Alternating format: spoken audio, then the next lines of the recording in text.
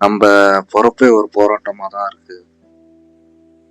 அதுல கூட 200 மில்லியன் பேத்த ஜெயிச்சுட்டு போராடி கருமுட்டைக்குள்ள பொறக்குறோம்.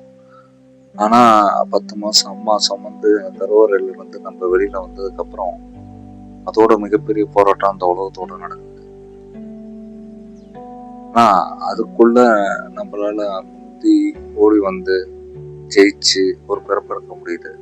ஆனா பிறப்புக்கு அப்புறம் இருக்க இந்த வாழக்கூடிய இந்த வாழ்க்கையில தான் என்ன பண்றதுன்னு தெரியல.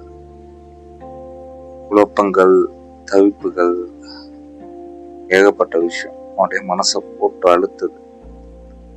கருவறையில எதுவுமே இல்லை, இருட்ட தவிர எதுவுமே இல்லை. அப்ப கூட நிம்மதியா இருந்தோம்.